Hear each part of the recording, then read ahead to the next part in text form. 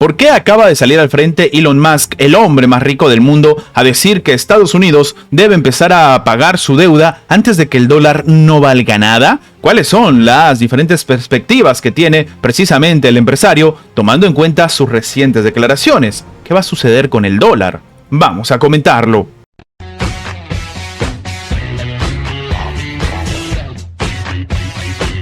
El gobierno de Estados Unidos, liderado por Joe Biden, debería solucionar el problema de la deuda nacional con el objetivo de frenar la caída del dólar. Esto ha declarado el empresario multimillonario Elon Musk. Dentro de su propia red social X, él ha comentado que se necesita hacer algo con la deuda nacional o el dólar no va a valer nada. El verdadero final del dólar no estaría detrás de la administración rusa, de la administración china, de las sanciones impuestas sobre todo al Kremlin, sino de las propias decisiones de Estados Unidos. De hecho, la deuda es de aproximadamente 34,56 billones de dólares. Esto de acuerdo con los datos del Departamento de Tesoro. El propio Musk ha señalado en una publicación separada que él está hablando sobre todo lo obvio con respecto a la situación económica del país norteamericano. El porcentaje de ciudadanos que citan la inflación como su principal problema financiero alcanzó un récord de 41% según una encuesta de Gallup. ¿Qué es lo que pasa? El 29 de abril, la directora gerente del Fondo Monetario Internacional, Kristalina Georgieva, ha considerado que la economía estadounidense no queda mucho tiempo para crecer con fuerza, que se está estancando. Además, el propio Fondo Monetario Internacional ha advertido que Estados Unidos está gastando más dinero del que produce y esto está generando un déficit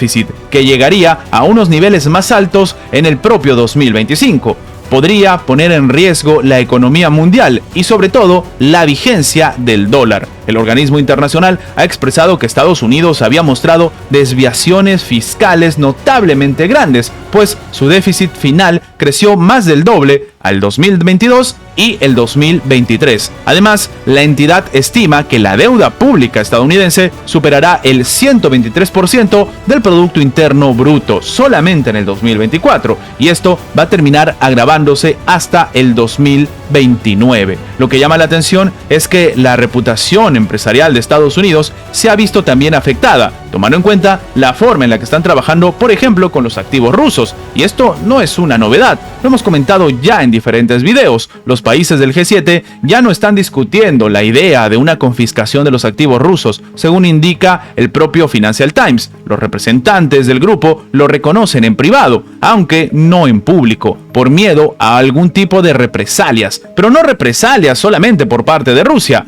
Por ejemplo, Estados Unidos ha demostrado que puede disponer de los activos de otros países y esto ha terminado asustando sobre todo a los diferentes inversionistas. Aunque Ucrania sigue presionando para que se confisquen totalmente los activos de Rusia, los representantes del G7 afirman en privado que este tema ya no está en discusión. En su lugar, están explorando vías alternativas para poder extraer fondos de los activos congelados. Termina escribiendo el propio Financial Times. Los estados europeos quieren mantenerse al margen de todo esto porque los puede afectar a los propios activos. ¿Qué sucede? Las represalias por parte de la administración rusa van a generar unos duros golpes precisamente a la economía del propio gobierno y sobre todo de la Unión Europea, según dice el propio periódico. La reputación empresarial de Estados Unidos ya se ha visto afectada por el deseo de transferir los activos del Banco de Rusia y de las organizaciones de crédito rusas para financiar a Ucrania. Esto lo han declarado diferentes expertos y es también la postura precisamente de Rusia. El mero hecho de que el Congreso tomara esta decisión ha demostrado la actitud sin ningún tipo de remordimientos, por así decirlo, de Estados Unidos hacia los acuerdos internacionales en el ámbito de las finanzas. Si escupen sobre el acuerdo de cuentas, también pueden escupir sobre sus obligaciones, por ejemplo, de la deuda externa. Y esto hace que los bonos del Tesoro no sean tan interesantes para los diferentes funcionarios y sobre todo para los diferentes inversionistas que buscan trabajar precisamente con este tipo de estrategia, de comprar la deuda estadounidense, por así decirlo. Para muchos expertos, lo que se está generando con el tema del dólar no es solamente por lo que dice Elon Musk, sino por las diferentes estrategias ya no económicas de Estados Unidos, sino sobre todo políticas. El escenario que se está viviendo en Estados Unidos con el tema de las sanciones a Rusia, con el tema de la guerra en Oriente Medio, con el tema de las protestas cada vez más masivas que se están viviendo en territorio estadounidense, criticando la forma en la que se está trabajando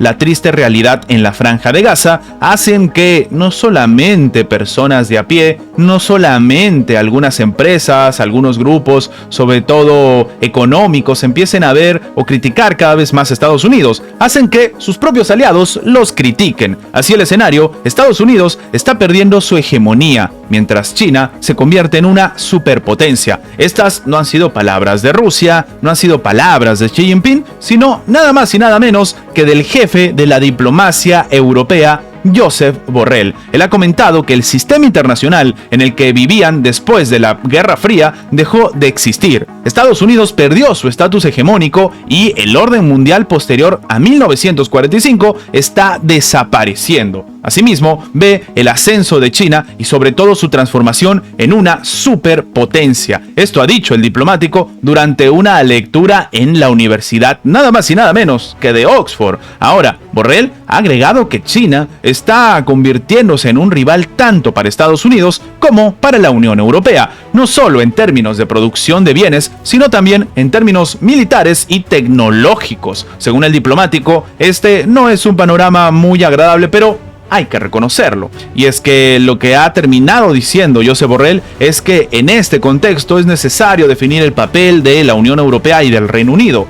Pero esto dependerá de cómo va a responder a las crecientes amenazas, según ha terminado detallando Borrell. Pero claro, si tomamos en cuenta la pérdida de rol hegemónico por parte de Estados Unidos, tenemos que hablar, como hemos dicho al inicio del video, de lo que está sucediendo también tristemente con las manifestaciones. Y es que el nuevo proyecto de ley contra el antisemitismo, que ya ha sido aprobado por la Cámara de Representantes de Estados Unidos, es obviamente ridículo y absurdo cuando se observa quienes han propuesto esta medida. Esto ha afirmado el académico estadounidense Gerard Horn. Esto hablando pues de la legislación propuesta que permitiría al Departamento de Educación denegar la financiación a las universidades. Es decir, que si te manifiestas, van a cerrar sencillamente la financiación y le van a dar la espalda a toda la entidad educativa. Uno de los legisladores estadounidenses que terminó siendo el autor de este proyecto de ley en particular es el diputado Richie Torres. Es un favorito de los columnistas neoconservadores de The New York Times, mientras que el otro es el diputado Mike Lawler, que está buscando donaciones de campaña de sionistas y multimillonarios israelíes antes de la candidatura y obviamente buscar la reelección que puede terminar perdiendo tras las elecciones de este noviembre. Esto es lo que ha empezado a señalar el profesor de historia de la Universidad de Houston. Lo que llama la atención es que primero las universidades estaban acusando a estos diferentes estudiantes, pero ahora, por haberlos acusado, ellos son los que pueden terminar recibiendo el golpe. Lo que llama la atención de todo este escenario es que algunos comentan que también es una capitulación ante el doble rasero, ya que uno no sabría cuál es el examen de esta legislación concreta que los estudiantes, por ejemplo, afroamericanos en particular, llevan años quejándose del acoso en el campus, pero no sucede nada. Y a raíz de lo que está sucediendo, pues se aprueba esta normativa contra el antisemitismo que de nuevo no se sabe bien cómo se va a terminar demostrando. Antes de terminar, quería comentarles que si están viendo esta parte del video en Facebook, déjenme decirles que este video ha sido sacado de mi página de YouTube. De momento tengo otro formato que utilizo para mis videos en Facebook, así que quería que lo sepan porque lastimosamente están resubiendo mi contenido y esta es la única forma que tengo de avisarle a mis seguidores para que no tengan problemas en el futuro. Sin más que agregar, nos vemos en la próxima.